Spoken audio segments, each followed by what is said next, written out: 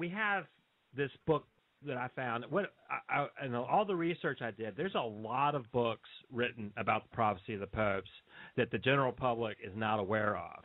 Now, the thing is, most of these are by Catholic scholars, and most of them are European, so they're not in English, okay? There's a lot of books in Italian. There's books in French. And this one that I found, The Mysterious Prophecy of the Popes, by René Thébault, it's all written in French. He's a Belgian Jesuit, and he worked at a university, and he really believed the prophecy of the popes. Okay, he believed it deeply, but he believed the original underlying level of context. So what we think we have an ancient prophecy. Maybe it was written by Malachi, maybe it wasn't. Nobody can really know for sure about that because we just don't have any evidence going all the way back to Malachi other than kind of the legendary story. But what we do have is we have this document. Now, we can detect that there were alterations made prior to 1570. The way we can detect that is that there was a famous book by Panvinius, who was a scholar who wrote a papal history about all the popes. Now, he made some errors. He made some mistakes in his book. Now, this was like the source material for the papacy during that time, during the 16th century. Now, what we see in the Malachi prophecy is that in the prophecies up to 1590, somebody went and wrote an interpretation next to the Latin phrase. Now, they wrote who the Pope was, how it was fulfilled, and what the fulfillment was. Now, what they did, it's a dead giveaway, is that they made some of the same mistakes as Panvinius's book. Now, this kind of shows us that somebody manipulated the prophecy to make it fit that book. Now, why would they do that? They were trying to make it really obvious so that any cardinal that tried to investigate the prophecy for himself would be able to look at this source material and then look at the reference book that he would have available, which would be Panvinius's book, and he would find an exact match. So it looks like someone manipulated the text prior to 1570 to do that as an effort for propaganda, and we think that they were trying to get a certain pope elected. Okay, but after that date, then there's no reason that anyone would ever alter it because it was way into the future. So we can really believe that we have this underlying authentic text that goes from that date forward. So René Thébault really presents a lot of good arguments for why 1570 is the cutoff point. Now, if you go to Wikipedia or read John Hogue or any of the more modern people, they're going to say that it was 1595 because that's when we had the first copy in hand that was published by Arnold D. Wyan. But so 1570 is where we start the original text, and that's the date that I'm going with because the arguments for that are pretty strong.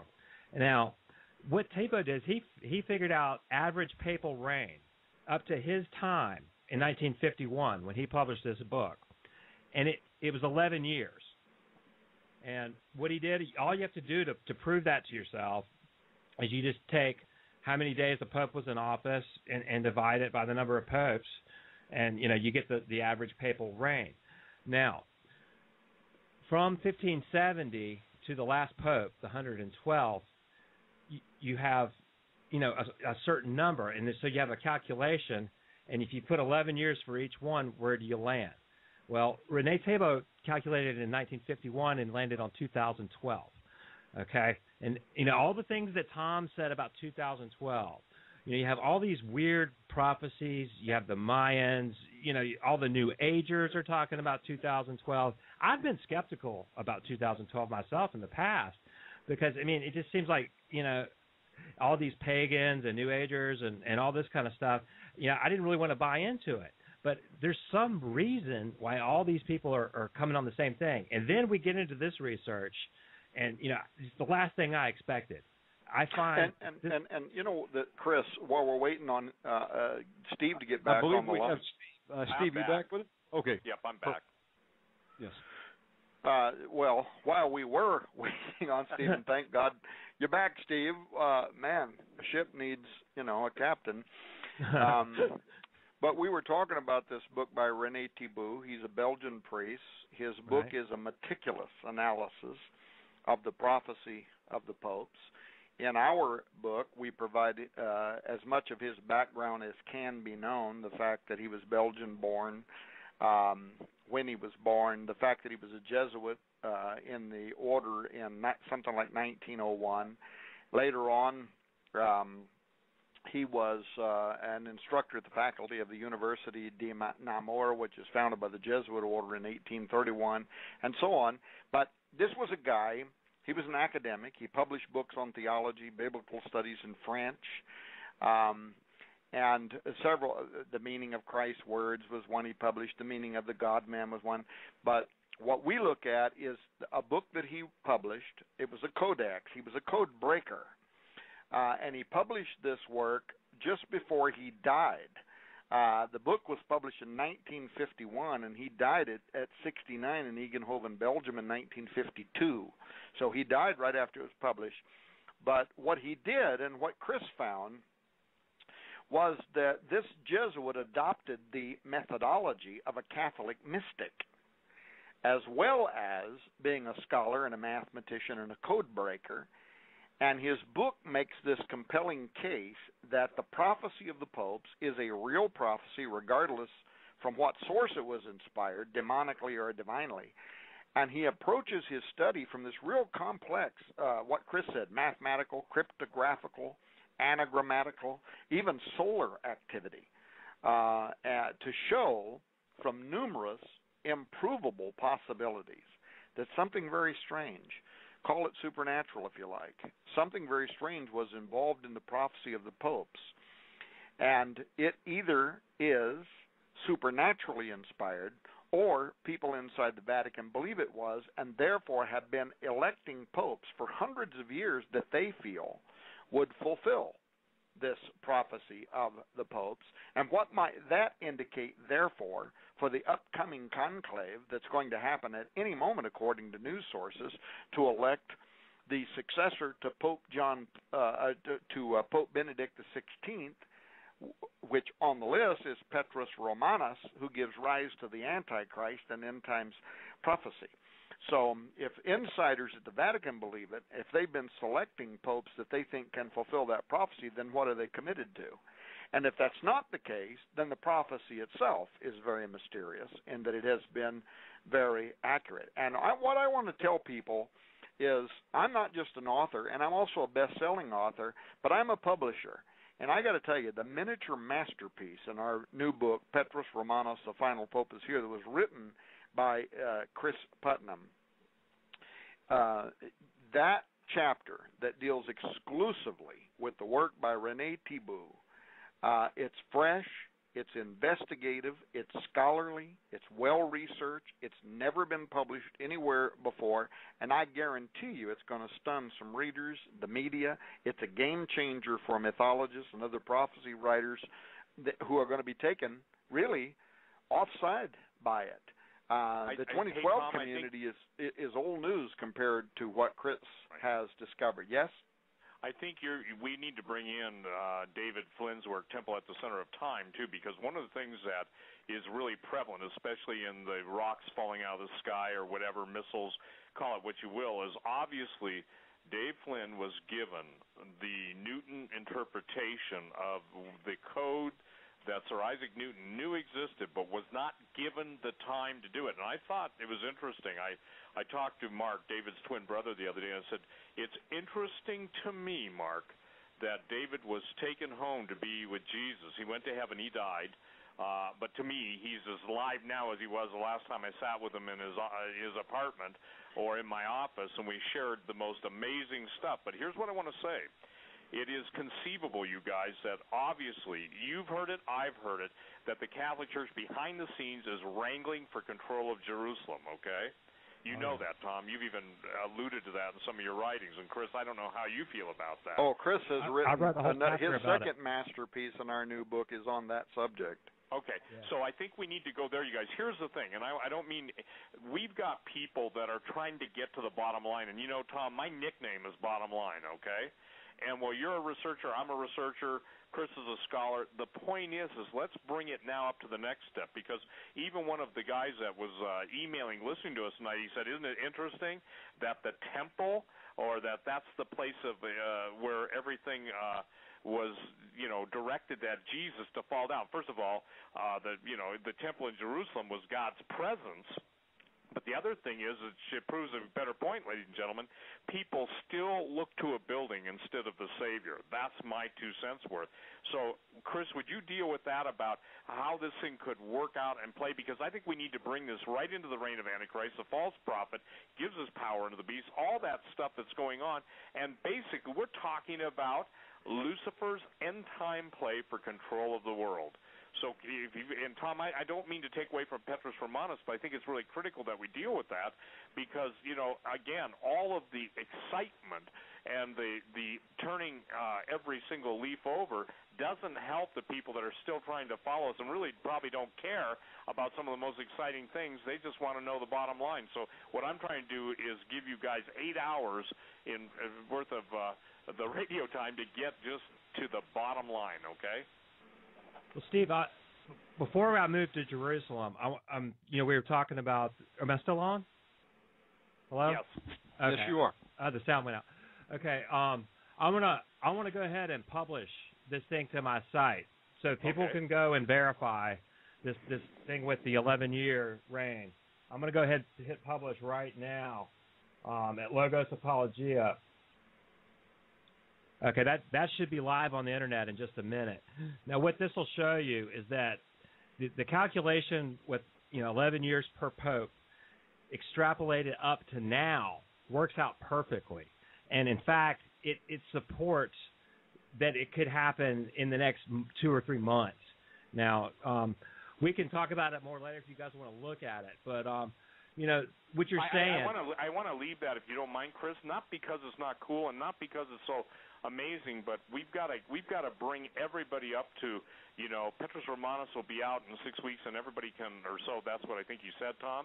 But the point is, everyone can read what you're posting daily or every other day on Raiders or on. And by the way, Tom, just so you know, I'm linking to those as you write them. But the point is that I think it's critical because, look, we've got the Middle East war brewing. We've got the situation with all the Catholic intrigue. And then how do you both figure? Here's a question that I want to hear from both of you.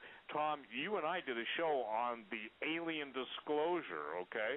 And I'm not trying to take away and get into UFO or take away from Petrus Romanus, but it's got to be obvious to everybody that a man in the position who's going to assume the final pope, the Black Pope's role, is more than a adept at all this stuff. Well, that's absolutely right, and I want Chris to talk about the here's the thing, Steve. The work by René Thibault is directly connected to what David Flynn wrote about. It's directly connected to what's happening in the Middle East.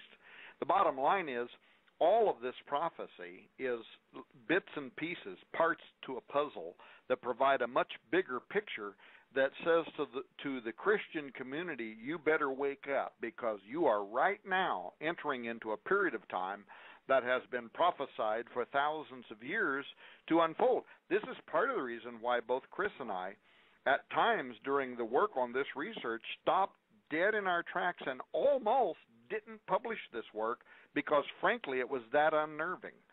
I'd love to talk in a moment about David Flynn's work and plans that you and I have, but I don't want to take away from Chris answering the question about what this has to do with the Vatican's designs on Jerusalem and the next temple. Right, and Chris, if you would too, answer that question and then answer your take, and if you don't have one you want to defer to, and I mean, I don't know because none of this is rehearsed, ladies and gentlemen, defer to Tom on it. I think the two critical points are the Vatican's move to Jerusalem and the alien connection, because obviously I believe that the presence of fallen angels, and I can share true stories about that from eyewitnesses at these ceremonies under the catacombs in the Vatican and under, if you will, the holy city. It's far from being holy. The point that I'm trying to make is that we've got to bring people up to speed, and then Tom will go to the temple at the center of time because that's critical too. So please, Chris, go ahead with the first, if you would. Well, certainly. Steve, it's interesting that you went there because I mean that after kind of establishing that I believe there was something to the prophecy, the first place that I went was to the Jerusalem issue, and one of the first documents that I found that's something that is going to be revealed probably for the first time for a lot of people in this book is that the site Al Jazeera found a whole bunch of classified U.S. State Department documents that from WikiLeaks and other places, and they put them up on the internet, and I went and dug through a whole cache of documents there.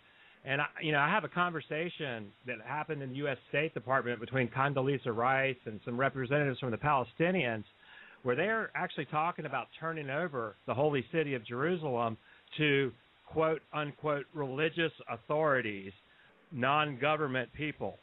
Okay, now where that coincides with a lot of research coming out of Israel is like people like Barry Kanish, and I went and bought like 3 of his books. He's been on this story for the last 15 years or so, where Simon Peres, who's now the president of Israel, promised the old holy city of Jerusalem to the Vatican. This has been going on for quite a while. This conspiracy has been going on that they think that there's going to be some kind of peace deal between the Palestinians and Israel, and they're going to make Jerusalem an international city that's not really the capital of Israel anymore. It's going to be international. It's going to have a Palestinian representative, and it's going to have a Jewish representative. But they're actually talking about putting the Pope in charge of Jerusalem. And, right as we were finishing up the research for the book, there's been a whole slew of articles coming out of Jerusalem where they're giving up the sovereignty of some of the holy sites to the Vatican right now. Just in the last couple weeks, there's a monastery that has supposedly David's grave, and also the Hall of the Last Supper is there. Now, the last articles that I read, it seems to be that they have actually given sovereignty over that landmark to the Vatican already. So it's not if it's going to happen; it's already happening now, as far as I know. And where this is going, I think it's leading to the Third Temple. Yep. I really do. And, when you start looking at the prophecies in 2 Thessalonians about the Antichrist sitting in the temple declaring himself God, I think that is speaking to a real temple in Jerusalem, and, not an allegorical temple. And I think that we're seeing the pieces of that falling into place right now. Don't you think so, Tom? Well, I think it's almost impossible to, even in a 4-hour interview, to be able to detail for all of the listeners all of the ways in which we are right now seeing a waterfall of biblical fulfillment. I don't want to be crude, but a person would have to be an idiot not to understand that we have entered into a very portentous moment in time. It's stuff that David Flynn wrote about. And Steve, because you know how I am, I launch, I start talking, and then I can't shut up. Why don't we let people know what you and I are planning to do with David Flynn's research? Why don't you go ahead, Tom, because obviously you'll be the publisher of it, and go ahead. Because I think it's important that people understand that he laid the foundation that other men will build on. Again, I'm so sad that the Lord took him, but I almost feel like it was a time thing too. I think that David would have probably, and I believe this is true, he was on to so much that for the time it wasn't given for us to know at that specific point. I'm talking in the last several weeks since his passing. And so go ahead and share what we're going to do, because I think it's critical that people understand this. Well, and also, Steve, you said a moment ago that the two top things you want to discuss is the Vatican's design on Jerusalem, which Chris has spent a great deal of time researching in a very scholarly way for this upcoming book. And you said, secondly, the connection between the Vatican and alienology, for want of a better word. But there is a third, and in my opinion, this is probably the most prescient. This is probably the most important issue, having to do with Petrus Romanus and who is going to be elected as the Pope to succeed Pope Benedict XVI. And that has to do with a cover-up of the Fatima visions, what Malachi Martin was trying to make the world aware of, what I think we could make the world aware of, and it's very much why we're doing this radio show. And so I'm hoping, I realize we got a couple more hours, but that last hour is for people to send in questions. So I hope we get a moment to go back and visit that issue, because it will explain a lot for people what is going on in Rome right now and why they're seeing this current backstabbing event where these various power brokers are turning on each other inside the Vatican. And it's very much germane to this discussion. Now, having said that, though, and I was hoping we would get time tonight to say something about David Flynn. Flynn was a very dear friend to me. He was a very dear friend to you. David Flynn is probably one of the most plagiarized guys in history. Absolutely. His website was ahead of everybody. The Watcher's website, the stuff he was writing out there, there's got to be several dozen books by even best-selling authors out there right now who ripped off his material and never gave him credit. It sounds like the world of Christian expression through written literature to me, Tom. Yeah. I mean, it always happens, and so we're setting the record straight, so continue. I'm sorry. Yeah. I just feel strong about And by the way, you mentioned the book that I published, Temple at the Center of Time, and that book, David was not able to do media. When it first came out, I got him on Coast to Coast, and immediately afterward he went off-grid, as you know, for reasons we won't explain. But for his own personal reasons, he wasn't available to do media. But that book still, that first year, became a best-selling book. And David had come to me several years ago talking about how he thought he found something, and he did. And if anybody reads Temple at the Center of Time, they'll get it. It was unprecedented. As always, it was groundbreaking. It was brand new. It was David Flynn, right? He was going to be speaking at a conference, and he was worried. I won't mention who he was speaking at a conference with, but he was worried because they wanted the information, and he was afraid that once again they were going to steal it and put it in their book and not give him credit. And I said, well, David, then why don't you just let me publish it? I'll put your name on it. You get credit for it. You get paid royalties, and so we did. You did the same thing with his groundbreaking book on Cydonia, the monuments of Mars. Now, what we want people to know is that if they don't know it already, David Flynn passed away a few months ago. He had a brain tumor. He did the whole surgery and radiation and whatever therapies they recommended for it, but it got the best of him, and God is always in control, and David Flynn tonight is in a better place visiting with, probably with Daniel. They're saying, Daniel, here it is, my brother. Yeah. I'm not kidding, by the way. I really believe that. Yeah. He's probably explaining some things to Daniel, sure. But what we want people to know is you published his book, Cydonia. I published his book, Temple at the Center of Time. He also wrote some articles. He did all these amazing video presentations where he was ahead of the curve.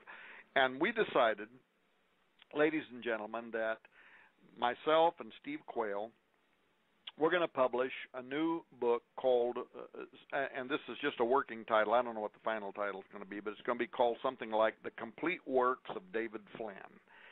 And for all those people out there that have been trying to get a copy of Cydonia, and you see that thing over there on eBay or whatever selling for $1,000, it's going to have that book.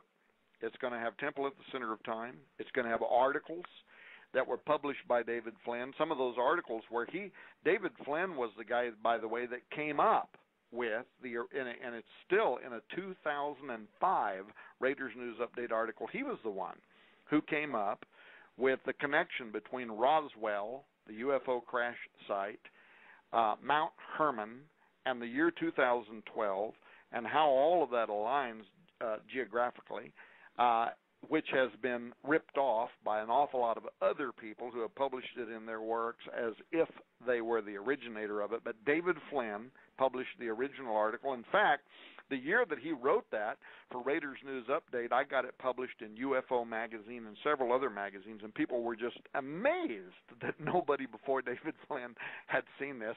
But that's the way David Flynn was. It was, in fact, you know, I want to tell you something, Steve.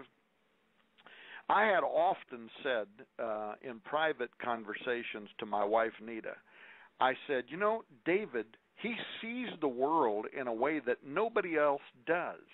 And it kind of reminded me of that movie, I can't remember the actor's name, but that movie where the guy had a brain tumor. And he was able to see into other dimensions because the tumor was putting pressure on a particular part of the brain that then allowed him to be able to see things other people couldn't see. And what's strange is I had always said to my wife privately, I said, there's something very strange about David. He sees what nobody else sees. And when he publishes it, it's always way beyond what the rest of us can imagine. And yet he's so humble that he doesn't make an issue about people stealing his work and reporting it to be their own. He just does what he does. And then when we found out that David had a tumor on his brain, I told my wife, I said, I told you, I've always thought that there's something, somehow, God made this marvelous human, and there is somehow, some way, something that is allowing a particular part of his brain to see the world in terms of measurements and mathematics and whatever that the rest of us can't imagine. Well, that was God's gift to us, was David Flynn and his wonderful work. And Steve Quayle and I are going to publish a book. It's going to be out fairly soon, within a couple of months or so, called The Complete Works of David Flynn. It's going to have all the books he wrote. It's going to have articles he wrote. And then we're going to provide free to you, if we can get access to them, free to you, his presentations at Roswell, other places where he appeared with Richard Hoagland, and other places. Anything we can get our hands on, then we're going to make that available to you too. So we want something too, Tom. I think people need to understand this. I've been on talk radio for 20 years. I've interviewed the smartest men, but I will say this, and when I say something, you've basically defined it. His ability to think, see, and draw conclusions. By the way, David has a twin brother, and I want everybody to pray for him. His name is Mark. This is really hard. When twins lose, and they were identical twins, or forgive me, are identical twins, Mark is brilliant. I'm not saying that to flatter him, but I know this. I know that Mark has a work to do. Mark's probably the only guy, and I'm saying this, I can't understand David. I think he would be so gracious to me and walk me through it and stuff. But I'm just telling you, we need to pray for Mark. That's David Flynn's brother, because he is going to carry on. I said, my friend, the one shoe, the right shoe, is now gone. Now you have to take up the left shoe. No, difference in the shoes, but the point is, and he knows it. So there's only one person I know, and I've met them both, and I want to say this: Mark is the co-equivalent genius of his brother. I'm just telling you, that's wonderful. Point blank. And Mark I think he has agreed, has he not? He's yes. going to write an introduction to this work. Yep. Mark has been sending us pictures. I asked Mark, and you asked Mark, to give us all kinds of pictures of David Flynn. I'm hoping to even get pictures of when he was a youth. So people know this. The book will be published. It'll have Temple at the Center of Time in it. In the middle of the book, it'll have an area where there's going to be many pages of images, pictures of David with captions. It's also going to have the book Sidonia, and then it's going to have these other works that David wrote that we're going to publish and make sure he gets credit for. Absolutely. Now, people need to know this. We continue to pay royalties on this work to David's successors. Steve Quayle and I, ladies and gentlemen, are also going to make sure that a substantial portion of the sale of every book goes to supporting David Flynn's children. We're talking about other things we haven't yet worked out the details on, but we're talking about setting up a memorial fund.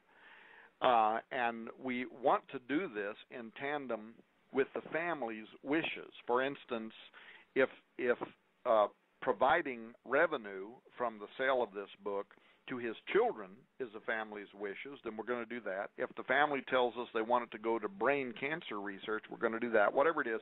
But we're going to make you aware of what we're doing and let you know that you will finally be able to get your hands on copies of his research that you've been emailing